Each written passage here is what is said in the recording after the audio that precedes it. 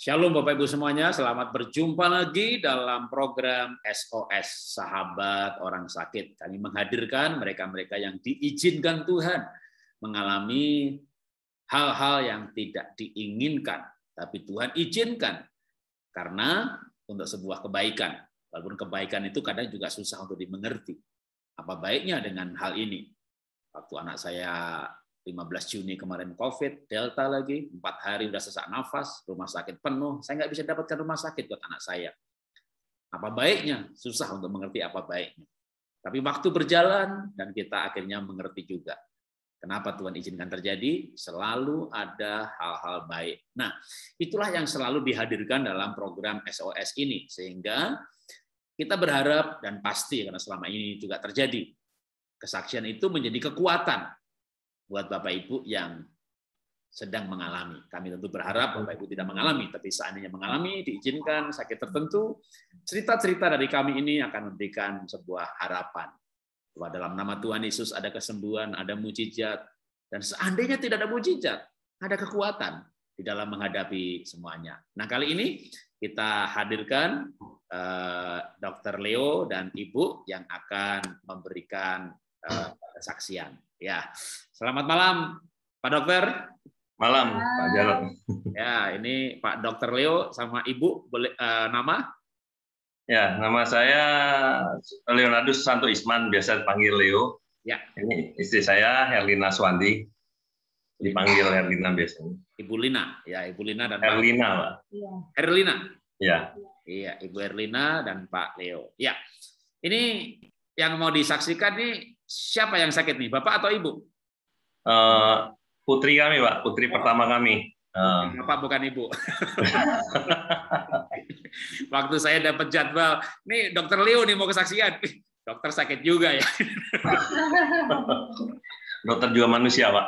Iya, betul. Kayak pendeta juga bisa jatuh dalam dosa, tapi tidak hidup dalam dosa. Dan keluarga dokter pun juga tentunya lebih berhati-hati dalam menjaga kesehatan. Nah, tapi apa yang dialami dengan anak Bapak? Ya ini kejadian sebenarnya tahun 2007, Pak. Waktu saat anak saya usianya 3 tahun. Sekarang sih puji Tuhan sudah 16 tahun, mau 17 tahun. Ya. Nah, anak saya ini mengalami kanker paru-paru, Pak. Wow, wah jarang banget nih. Orang biasa kan kanker payudara, kanker getah bening, kanker paru-paru. Ya, memang kanker paru-paru yang namanya pleuro-pulmonary blastoma, Pak. Memang kanker yang sangat jarang sekali di dunia. Wow. Wow. Dan di usia yang baru 3 tahun, Pak. Belum 3 tahun lah. Beberapa bulan lagi, berarti ya kurang lebih 2 bulan sebelum 3 tahun, Pak. Orang memang biasanya kena kanker kan selama ini yang saya kenal gitu ya, kebanyakan ya sudah usia lah ya. Karena ada faktor-faktor misalnya kayak karena pencemaran, karena barang-barang atau makanan karsinogenik.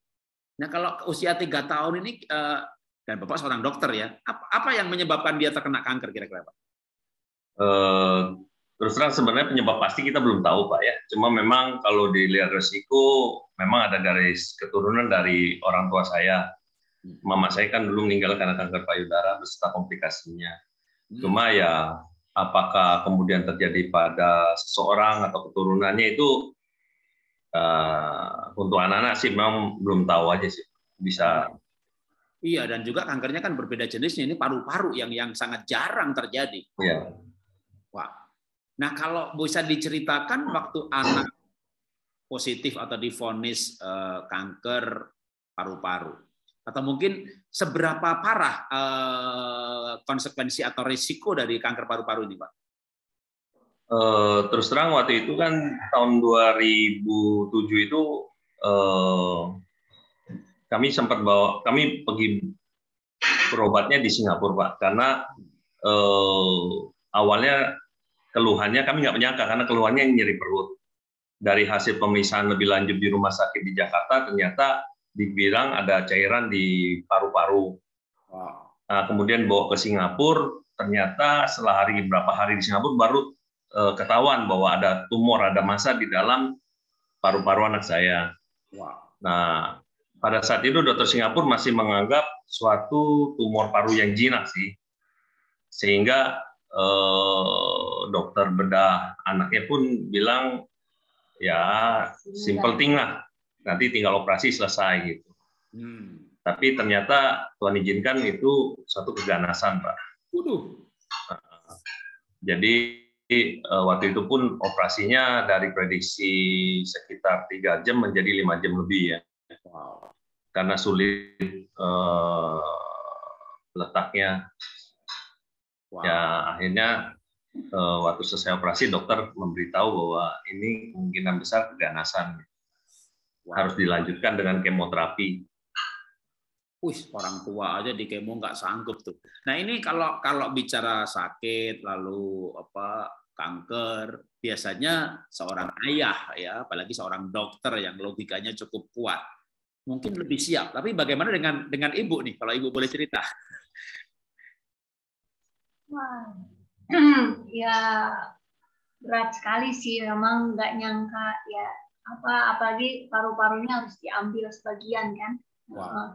Terus habis operasi harus di ruang ICU, lihat segitu banyak selang-selang, walaupun saya juga seorang dokter umum, tapi nggak kuat juga gitu ngelihatnya. Ya berat lah, karena di keluarga kami juga bingung karena nggak ada perokok, ya perasaan baik-baik saja gitu ya, tapi diizinkan ngalamin seperti ini gitu. Mana cucu pertama juga dari keluarga besar saya, jadi mama saya juga sangat terpukul gitu, neneknya. Wow. Jadi bapak ibu berdua dokter juga ya, profesi, puji Tuhan. Dan tapi dengan anak pertama, cucu pertama, lalu terkena kanker yang harus diambil paru-parunya, ya ini walaupun secara medis tetap ada harapan, tapi sebuah pukulan yang berat ya menghadapi hal itu. Tentu kan kalau dari segi anaknya sendiri waktu itu gimana, Bu? Ya, kalau anaknya kan waktu keluhan awal itu nyeri perut, Pak. Cuma nyeri perut. Jadi setelah ketahuan, emang dia tuh nyeri awet suka batuk-batuk, tapi kita pikir batuk kayak alergi lah gitu. Diobati sembuh gitu.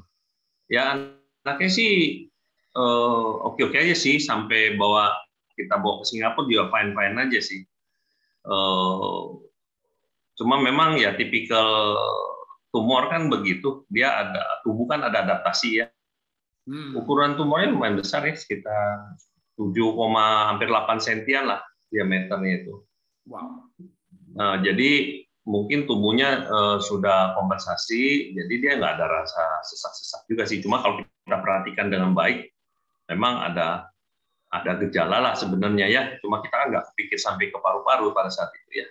Kebetulan saat itu kan saya lagi mau pendidikan juga, spesialisasi anak. Jadi posisi saya di Bandung, Herlina sama anak-anak di Jakarta. Gitu. Jadi saya seminggu sekali pulang. Iya. Nah, titik terendah kalau diingat-ingat waktu itu yang paling mengkhawatirkan atau menyedihkan dari proses sakit sampai kesembuhan itu di tahap mana, Pak? Apakah di operasi atau di kemo atau malah setelah itu ada kejadian apalagi ceritanya? Yang beberapa titik sih, Pak. Karena kalau ada foto-foto boleh disampaikan, Pak. Kalau misalnya menyiapkan, boleh sambil disampaikan. Kalau kita cerita perjalanan, ya, kalau kita cerita perjalanan, ya waktu dibawa ke Singapura sama kali. Ini waktu anak saya bawa ke Singapura pertama kali September 2007 ya. Wow. Ini kondisinya sudah oke sih, keluhan ya sudah bilang nggak ada lah ya. Cuma kan kita mau second opinion karena di Jakarta kan minta kita cari yang second opinion ke luar gitu coba. Oke. Nah ini pada saat ini adiknya jadi waktu dia usia 3 tahun, adiknya 2 tahun, kita terpaksa pisahan lah kurang lebih 6 bulanan ya. Saya sendiri di Singapura sekitar 7 bulan. Merah adiknya? Ya, ini adiknya. Kayak lebih besar ya.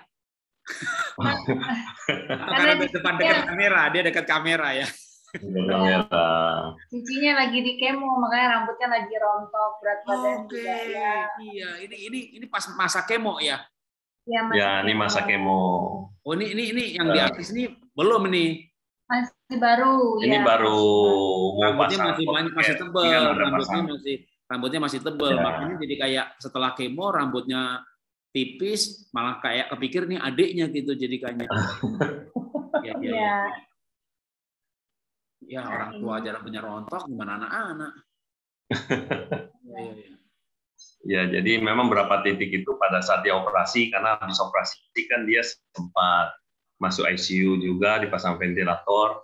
Oh, ya kita kan tidak duga juga ya, biasanya post operasi kan seperti dokter bedahnya bilang kan bahwa pekerjaan mudah lah operasinya katanya. Ternyata setelah operasi kan dia harus masuk ICU, kemudian ya selama perjalanan kemoterapi, kita kan kalau dalam fase kemoterapi itu kan kita sangat jaga masalah kebersihan kan, karena takut ada sekunder infeksi ya, infeksi sekunder pada saat di kemo kan daya tahan tubuh lagi turun. Jadi kalau dia sampai demam itu bikin kita khawatir ya, karena itu kan salah satu resiko juga bahwa dia takut terjadi ada suatu infeksi sehingga harus dirawat, masuk ICU lagi. Itu juga hal-hal yang membuat kita, benar-benar harus kuat ya menghadapinya. Di Singapura berapa lama waktu itu, Pak?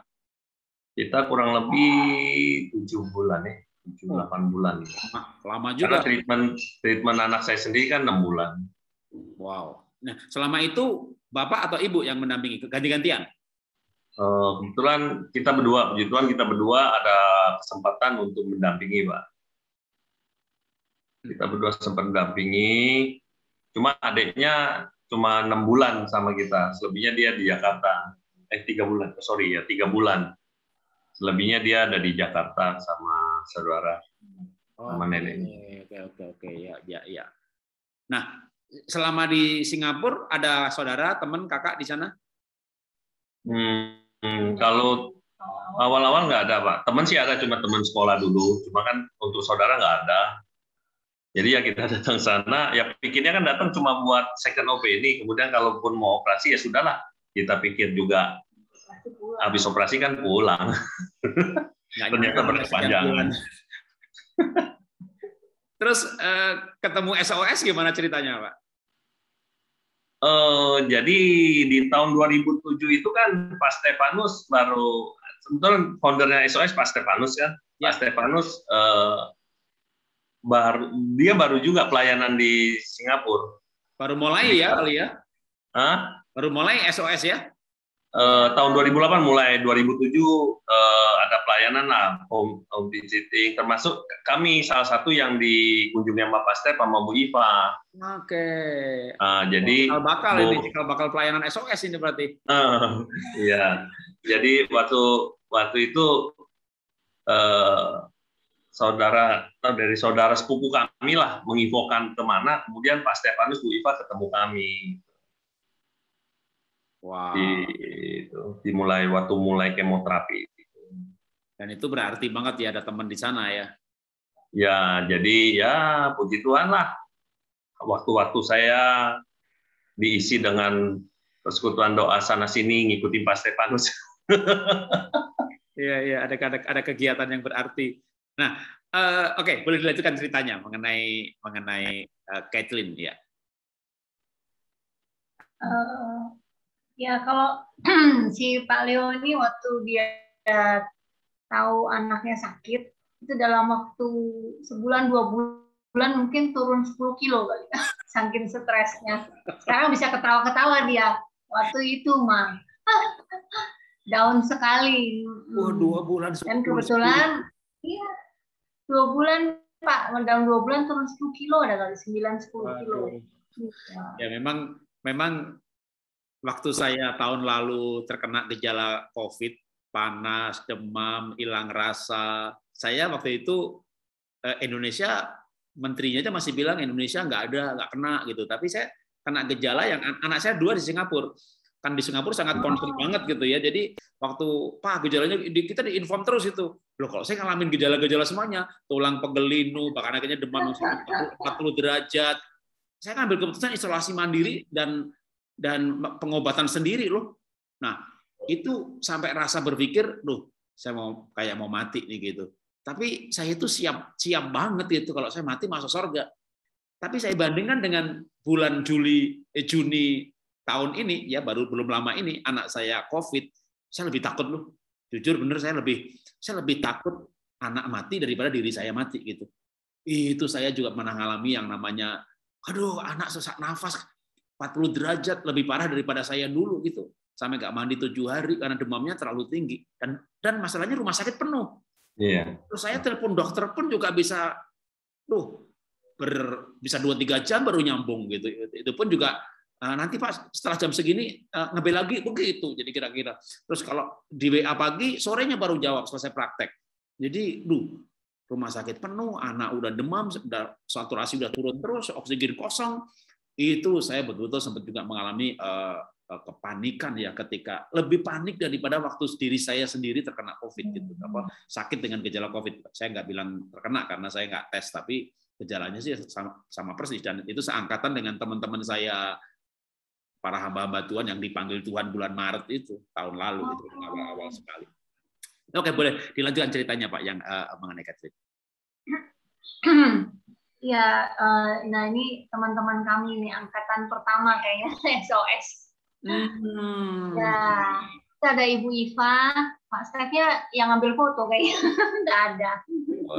Ini benar-benar menjadi angkatan pertama SOS, menjadi cikal bakal pelayanan SOS ya, wow.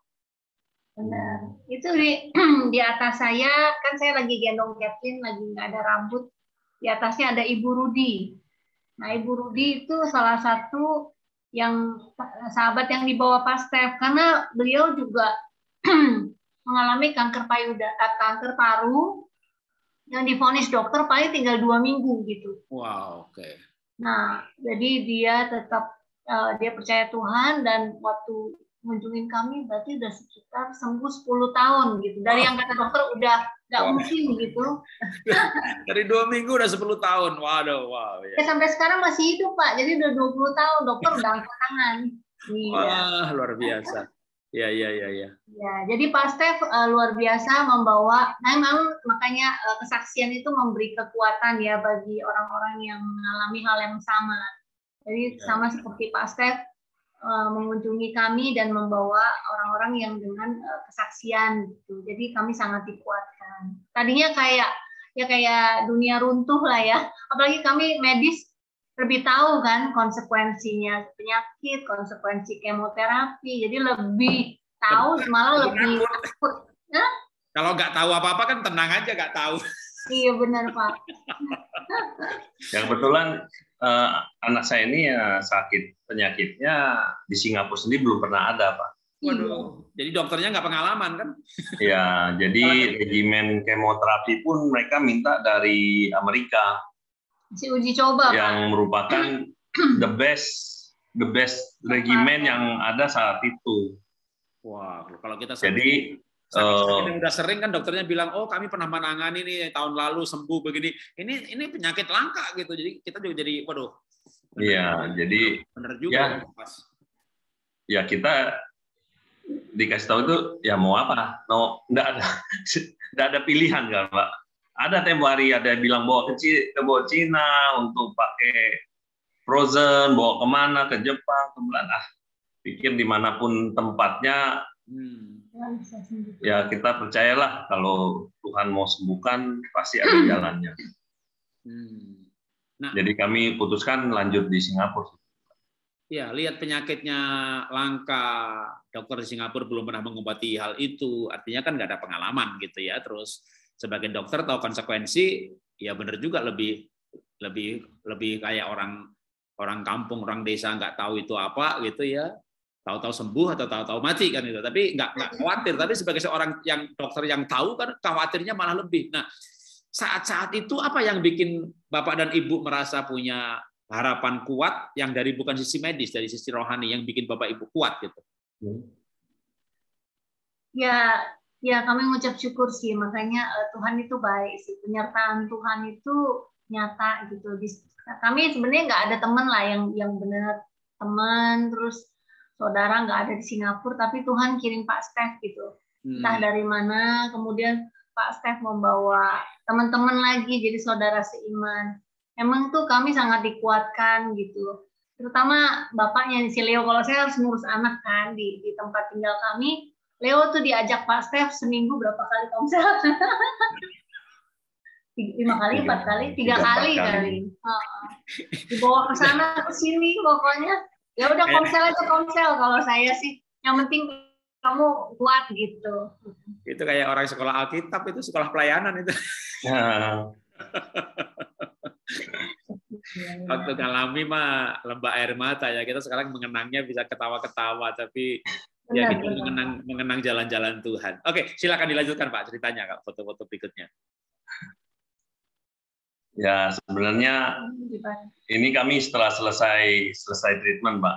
Jadi kenapa kami sebut rencana Tuhan itu indah dan tepat pada waktunya? Ya, Tuhan izinkan kami mengalami pergumulan ini.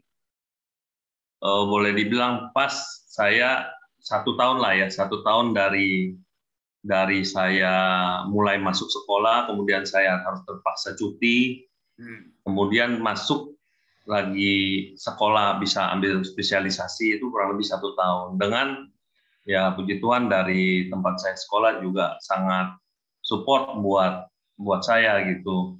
Kemudian anak saya juga bisa menyelesaikan regimen itu dengan baik, dengan remisi total lah ya, karena memang nggak ada markernya, hanya bisa kita lakukan ronsen dadanya dan tidak ada pertumbuhan baru lah, dan sampai saat ini. Dan ini rambutnya udah pulih ya, rambutnya anak ya? Ya perlu waktu sih Pak, kurang lebih ya 6 bulan sampai setahun, 6 bulanan sampai setahun lah dia baru bisa oke gitu. Wah, oke, puji Tuhan. Jadi selama di Bandung kami juga ada suatu ketakutan pada saat kami di Singapura itu, bagaimana ya? Ya kami anggap ini sekolah dari Tuhan ya. Puji Tuhan kami dapat impresinya bahwa ini adalah suatu sekolah dari Tuhan untuk mengenal Dia lebih. Cuma ada ketakutan bagaimana nanti kalau sudah balik ke Indonesia, suasana mendukung secara rohani ini supaya tetap terjaga gitu. Takutnya balik ke Indo kan kita nggak terbiasa komsel, nggak terbiasa. Herlina sih ada komsel emang dari remaja. Cuma buat kami sebagai keluarga belum terbiasa. Nah setelah balik ke Indo, akhirnya kami di Bandung kan, karena saya sekolah di Bandung Pak, ambil spesialisasinya, kami masuk satu gereja ya. Puji Tuhan, kegiatan komsel itu kami terus pelihara. Seminggu terus minimal sekali kami adakan konsel di rumah saya gitu. Komitmen berapapun yang datang kami harus tetap jalan, dan itu tetap berjalan sampai saat ini. Dan itu memberi kekuatan tersendiri ya, karena adanya komunitas yang saling menopang ya. Iya betul. Karena saat kita komsel ya kita bisa sharing satu sama lain, bisa saling mendukung, mungkin bisa memberi pencerahan yang mungkin nggak terpikir secara spiritual, tapi Tuhan berbicara pada saat komsel itu. Kalau kembali kepada waktu sakit, tentu ada titik terendah yang membuat khawatir, was-was, kalau nggak sembuh bagaimana. Ada ayat-ayat tertentu nggak yang memberi kekuatan kepada Bapak pada waktu itu? Ya, mungkin Herlina nanti. Iya. Jadi pada saat sebelum operasi sih Pak, jadi saya ada lakukan doa ya, doa puasa Esther 3 hari Pak, jadi nggak makan nggak minum. Nah, pada saat saya berdoa, saya memakai dasar ayat yang dimana seorang ibu istilahnya merengek lah, minta Tuhan tolong gitu. Nah, pada saat saya doa tiba-tiba seperti ada suara Tuhan bilang pekerjaanku sudah selesai. Nah di situ saya bingung, saya lagi istilahnya lagi apa ya, memelas minta minta Tuhan tolong ya, Tuhan tolong anak saya gitu. Nah, tapi suara Tuhan begitu jelas dan tegas, cuma pendek lagi. Kerjaanku sudah selesai. Nah, saya waktu itu memang belum mendalami firman Tuhan, jadi orang Kristen yang cuma ke gereja, lebih ke arah ritual gitu. Belum tahu bahwa firman Tuhan itu hidup gitu, bisa berbicara langsung. Nah, semenjak kami mengalami peristiwa anak seperti ini, jadi udah cari janji Tuhan terus baca Alkitab terus, apa ini maksudnya nih? Akhirnya baru tahu, wah ternyata firman Tuhan itu hidup ya gitu. Ternyata luar biasa gitu. Nah, itu firman yang sudah selesai itu akhirnya diteguhkan oleh khotbah yang kami dengar pada saat di sana, terus banyak peneguhan. Oh, maksudnya Tuhan tuh udah selesai di atas kayu salib gitu. Segala penderitaan, kelemahan tubuh udah ditanggung di atas kayu salib, sudah selesai. Nah, jadi kami mengucap syukur sih, satu. Dan yang kedua, memang doa saya, mama papa saya waktu itu belum percaya Tuhan, apalagi papa saya udah ada umur. Terus waktu saya hamil anak pertama, saya suka doa megang perut. Saya bilang kalau lewat cucu nih biasa lebih gampang nih menangin nenek kakeknya gitu kan. Kita biar lewat cucu aja deh, gini kamu menangin ya nenek kakek gitu. Ya beneran, tapi melalui peristiwa nggak enak sih. Ya, tapi memang betul pada saat si Kathleen ini sakit, jadi mama papa saya jadi mau ke gereja gitu. Wow. Mungkin awalnya dalam bentuk support doain gitu, karena bingung mereka juga. Akhirnya sekarang mama papa saya sudah dibaptis, sudah terima Tuhan. Tuhan jawab doa saya bahwa melalui anak ini, walaupun melalui peristiwa yang nggak enak, tapi Tuhan luar biasa sih. Wah, jadi justru lewat, ya memang orang benar dan tidak benar itu kalau dalam keadaan diberkati nggak ada bedanya, dua-duanya ketawa, dua-duanya gembira. Begitu sama-sama bangkrut, yang bukan dalam Tuhan stres, stroke. Yang dalam Tuhan melayani ya ketawa-ketawa kayak saya begini. Kok bisa Pak Jarod? Kok bisa Pak rugi sebanyak itu beneran nggak sih? Gitu. Coba tanya aja kok bisa saya. Lihat aja kantor saya. Begitu saya post di Instagram Pak kantor saya. Mungkin saya cerita sedikit ini. Tadi kan yang rekamannya belum kita ngobrol belum direkam. Jadi saya kan bangkrut tahun 2019. Jadi kami PHK sampai 300-an orang. Saya itu punya kantor di BSD itu gedung milik sendiri, itu 8 lantai, Pak. Halamannya pun 2 hektar. Di BSD yang 1 meternya 10 juta gitu kan. Jadi gedung kami itu 8 lantai, satu lantainya itu 1.560 meter. Jadi kemarin saya post di Instagram bahwa kami jual gedung gitu. Mereka tuh baru ternyata Pak Jarod cerita bangkrut tuh beneran tuh kantornya dijual. Terus mereka baru Pak Jarod kantornya gede banget gitu. Lah selama ini. Nah, tapi lewat kebangkrutan saya juga beberapa orang itu malah tertarik. Gimana Bapak bisa menghadapi kebangkrutan, kerugian sebesar itu dengan begitu kuat? Nah, akhirnya saya ceritakan gitu bahwa saya punya kekekalan, saya punya keselamatan. Dan itu juga memang lewat kejadian yang sangat tidak enak ya, gimana sih bangkrut? Terus jual ini, jual itu. Aduh. Waduh. 2019 kami rugi lebih 140 miliar. 2021 ini, Pak, kami ada stok barang-barang ya. Tapi barang kami itu kan kosmetik, barang-barang yang juga sabun segala macam, ada expirednya. Jadi dari stok barang senilai 128 miliar di gudang. Karena dulu kami punya omset cukup besar juga tiap bulan, sedangkan stok dibanding omset itu kan stok di gudang bisa 3-4 kali dari omset gitu kan. Maka kami kenapa punya barang begitu banyak? Gudang kami aja 2 hektar. Jadi memang skala usaha kami nasional. Stokis kami itu di 230 kabupaten. Nah, stok yang nilainya 128 itu terpaksa harus kami jual 22. Jadi kami rugi lagi 102 miliar lagi tahun ini. Dan ketika orang-orang yang tahu kerugian saya itu gitu, tapi ngelihat saya kan penampilannya ya gini-gini aja. Nah, itu justru membuat beberapa orang itu tertarik dengan Tuhan yang saya miliki. Jadi saya setuju tadi waktu Bapak Ibu bilang, lewat penyakit ini, opa omanya Kathleen, papa mamanya ibu justru tertarik dengan kehidupan kekristenan. Karena mereka melihat yang kita lakukan, respon kita menghadapi kejadian itu berbeda. Karena perbedaan orang benar dan tidak itu justru ketika menghadapi hal seperti itu kan. Karena kita banyak orang yang bertanya ya, apa bedanya kalau gitu? Kalau kita juga ngalamin sakit, ngalamin COVID, apa bedanya dengan orang lain? Bedanya respon kita. Bedanya kita cara menghadapinya berbeda banget. Oke, kembali kepada Bapak Ibu. Nah, ketika menghadapi titik terendah, dapat kekuatan dari firman, malah justru akhirnya papa mama diselamatkan. Mungkin kita mulai masuk bagian akhir dari cerita ini bahwa melalui sakit Kathleen ini, kalau dari Bapak dulu gitu ya, apa yang Bapak dapatkan mengenai kehidupan ini dari melalui hal yang nggak enak ini? Ya, kehidupan ini suatu proses perjuangan, Pak. Kita perjuangan ada secara lahir, ada secara batin.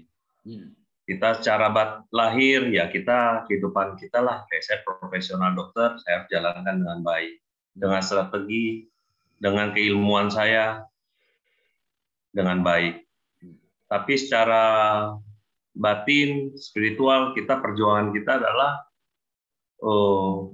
bagaimana kita bisa mengenal Tuhan Yesus yang kita percaya itu adalah suatu Allah, adalah benar-benar Allah yang hidup. Dan itu menurut saya sih memang suatu proses dan perlu perjuangan, Pak. Iya, iya. Nah, puji Tuhan melalui sakitnya anak saya ini, saya boleh lebih mengenal Tuhan Yesus, boleh merasakan bahwa Dia adalah benar-benar Allah yang hidup. Amen. Karena saya beberapa kali Tuhan tunjukkan bahwa mujizat di dalam nama Tuhan Yesus itu benar-benar ada. Saya dulu di Singapura sempat ikut suatu kesaksian, ada seorang ibu yang hamil, anaknya hidrofetalis ya. Jadi dia hamil tapi anaknya mengalami ada kelainan darah, sehingga di Jakarta semua dokter kandungan suruh terminasi, suruh gugurkan, suruh aborsi, suruh dikeluarkan lah. Pada saat itu kehamilan udah cukup gede, tapi kemudian bawa Singapura sama, 3 rumah sakit di Singapura pun suruh keluarkan, terminasi. Tapi kemudian ibunya, neneknya ya, ada bawa ke gereja, kemudian tiba-tiba ada menyamperin, ibunya yang lagi hamil ke gereja, kemudian ada yang nyamperin, nggak tahu orang Singapura cuma bilang aja bahwa kamu kenapa sedih? Tuhan bilang anakmu sehat, laki-laki akan lahir sehat. Loh, dia kok tahu anak saya laki-laki? Karena kan dia nggak kenal orang. Dan ternyata memang puji Tuhan pada saat dia kesaksian pertama itu, berapa hari kemudian dia mau operasi buat terminasi, tapi udah posisi meter, artinya sudah emang siap dikeluarkan. Dan memang anak itu secara USG mengalami perbaikan signifikan, Pak. Wow. Dan lahir secara normal akhirnya. Ada sisa sedikit kelainan di paru, dokter suruh operasi, tapi dia nggak mau. Dia bilang iman dia cuma satu. Kalau Tuhan udah sembuhkan, pasti ada jalannya Tuhan sembuhkan secara sempurna. Yaitu satu. Kedua, saya sempat dapat tugas dari Pak Stefanus mendampingin ada satu hambanya pelayanan ke Malaysia, ke dalam hutan di apa itu yang banyak orang Kupang itu. Di situ juga saya dapat kesaksian bagaimana ada satu hambanya di situ, Sister Grace ya, bahwa ada seorang pekerja ilegal sana yang hamil, yang tadinya di USG anaknya ada kelainan, batok kepalanya itu nggak ada, yang kita kenal anencefali pada saat USG, tapi mereka berdoa dan mereka pertahankan kehamilan itu pada saat dilahirkan normal, Pak. Jadi itu lagi ada beberapa lagi, salah satunya ada pembesar yang dulu mantan pejabat di Filipina, kemudian mampir ada di gereja yang saya beribadat di Singapura, yang memberi peneguhan pada kami. Kami kan berpikir, saya sama istri, kenapa sih Tuhan kalau Tuhan mau sembuhkan kan ngapain kami harus lama-lama sih di sini? Kan waktu, biaya kan Pak, gede kan di Singapura ya. Selain itu kan juga kita ya nggak ngapa-ngapain juga di sini. Tapi ternyata Tuhan kasih penjelasan lah melalui kesaksian pejabat itu bahwa kita seperti bangsa Israel, muter-muter itu kenapa sih nggak langsung cepat supaya kita mengenal Tuhan kita lebih lagi. Karena dia beri kesaksian di istrinya bisa disembuhkan secara instan, kenapa dia harus menderita kanker kelenjar getah bening yang menyebar kemana-mana, harus berobat ke Jerman, kemana-mana, akhirnya sembuh juga. Tapi kenapa sih Tuhan? Akhirnya dia jelaskan di situ. Ya, pada saat itu kami merasa Tuhan itu begitu dekat sih, begitu dekat. Setiap apa yang kami gumulkan, Tuhan kok jawab. Itu sih Pak. Wow. Ya, kita mengenal Tuhan lebih dalam perjalanan pengobatan anak saya itu.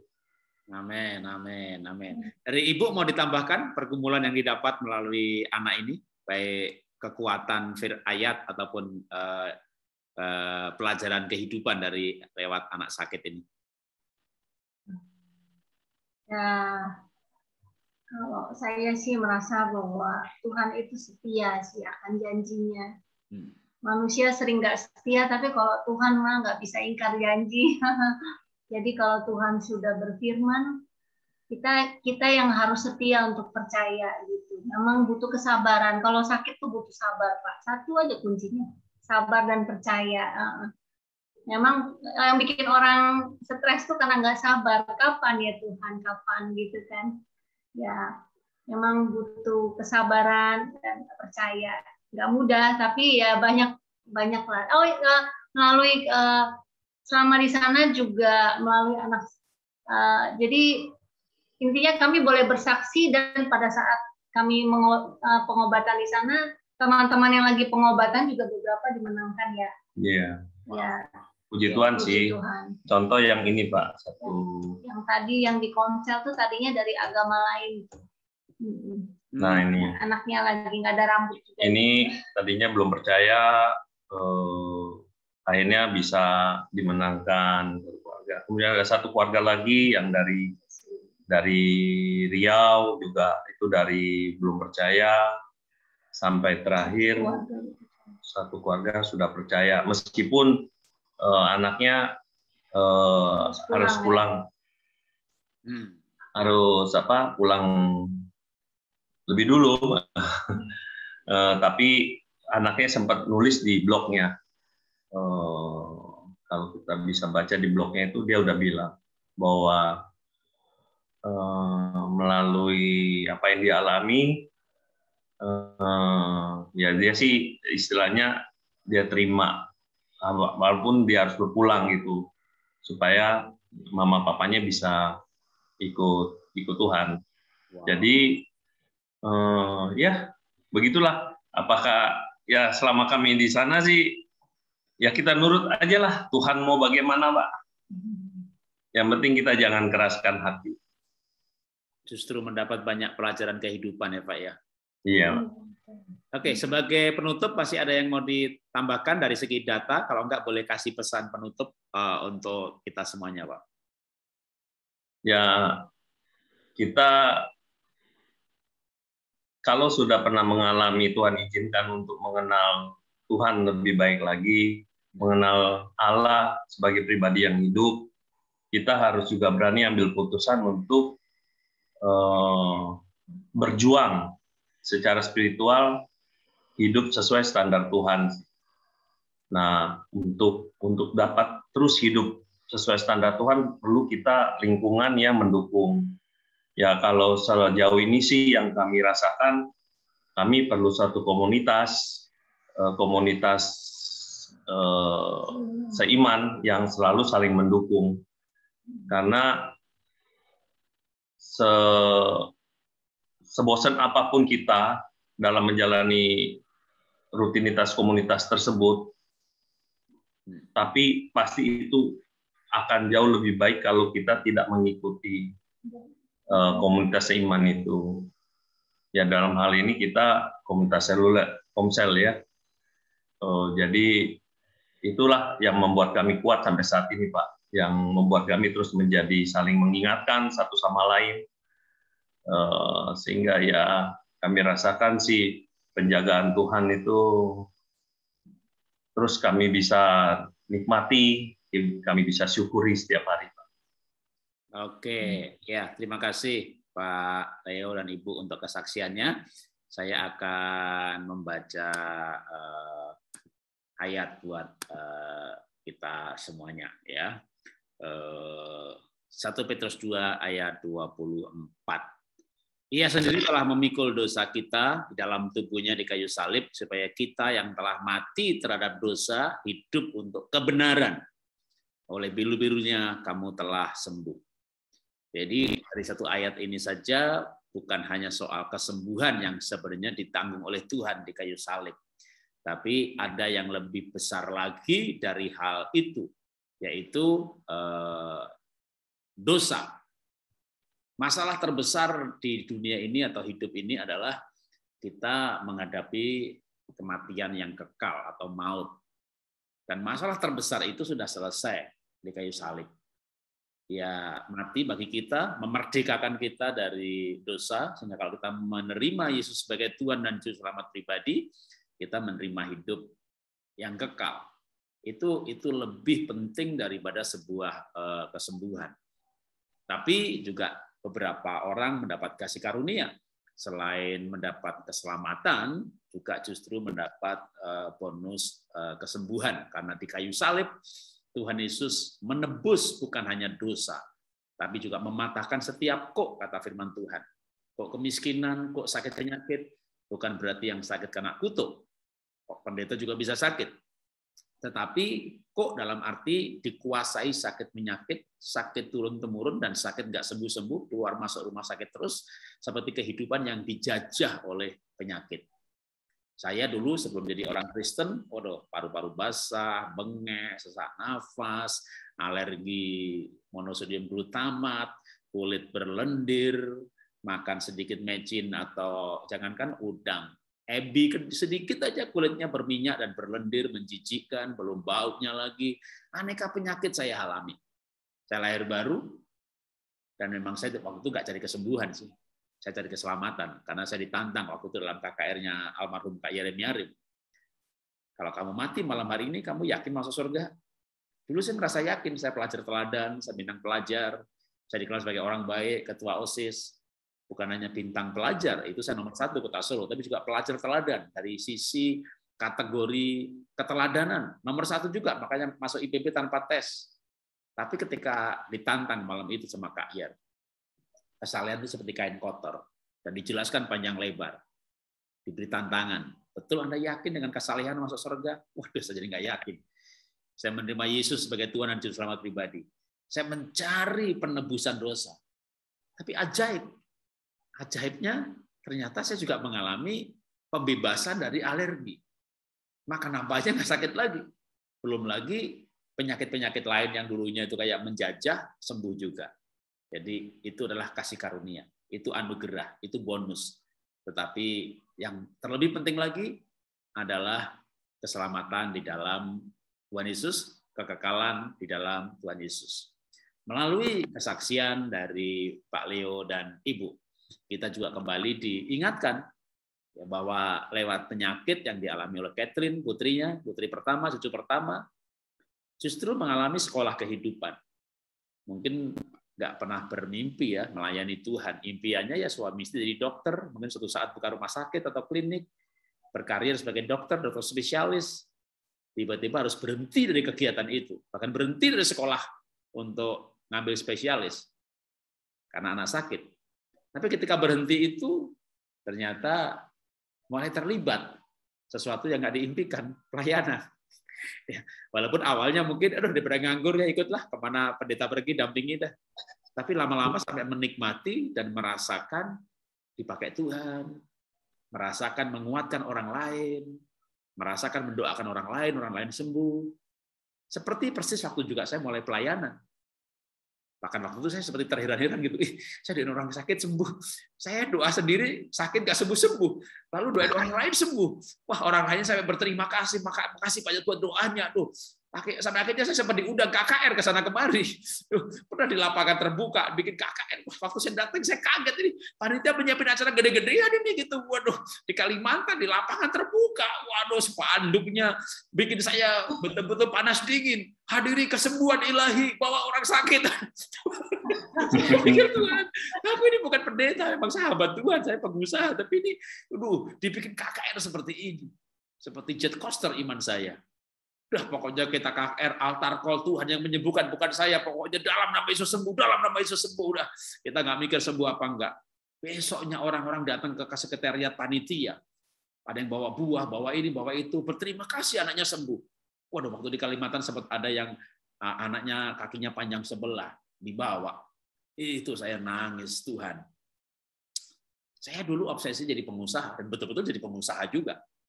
Tapi akhirnya saya punya obsesi emang lain sih. Sebelum saya bangkrut, emang obsesi saya udah jadi hamba Tuhan, jadi pendeta. Saking banyaknya pelayanan, orang nggak tahu saya pengusaha. Itu karena banyak hal yang mengubah hidup saya. Sebelum saya bangkrut, setelah saya bangkrut, saya melayani Tuhan. Ya lebih banyak sedikit aja, sebelumnya juga sudah. Ada orang tahu saya bangkrut, Pak Jarod, mungkin saatnya full time. Mundur dong kalau full time. Kenapa mundur? Dulu aja udah overtime. Sebelumnya aja sebelum bangkrut udah overtime, kalau full time jadi mundur. Tapi maksud saya ya Tuhan bawa saya dalam kehidupan yang lain lagi hari-hari ini pada masa tua memasuki umur 60 tahun. Saya bermimpi bisa pensiun di New Zealand atau di Swiss atau di Singapura mendampingi anak-anak saya di sana. Anak saya 2 di Singapura, 1 di Australia. Jadi waktu itu kita berpikir ya kita masa tua di mana. Tuhan nggak mau saya lepas dari Indonesia. Saya bangkrut dan nggak bisa kemana-mana. Tapi dari tempat di rumah kita bisa melayani di mana-mana. Gara-gara COVID ini bisa khotbah di 3 negara dalam 1 hari. Tapi apapun yang terjadi membawa kita pada tempat yang lebih baik. Pelayanan yang lebih baik, kehidupan yang lebih baik. Secara finansial mungkin saya tidak, bukan mungkin. Secara finansial jauh-jauh turun ke bawah, merosot kayak dari Kanaan dibawa ke padang gurun lagi. Lewat kebangkrutan ini, saya kayak kembali ke padang gurun. Tapi saya melihat tiang api setiap hari. Saya lihat tuntunan Tuhan. Saya melihat pemeliharaan Tuhan. Saya melihat jalan-jalan Tuhan. Jadi Bapak Ibu, apapun yang terjadi, Tuhan tidak pernah meninggalkan kita. Mari kita tunduk kepala, kita berdoa. Bapak, kami mengucap syukur lewat kesaksian hari ini Pak Leo dan Ibu melalui anaknya yang Tuhan izinkan sakit yang langka di bumi ini, kanker paru-paru pada usia 3 tahun. Suatu hal yang sangat tidak diharapkan dengan anak pertama yang penuh dengan impian dan cita-cita, dengan harapan-harapan tiba-tiba harus kandas di ruang ICU, kemoterapi dan sebagainya. Tapi kami mengucap syukur Tuhan.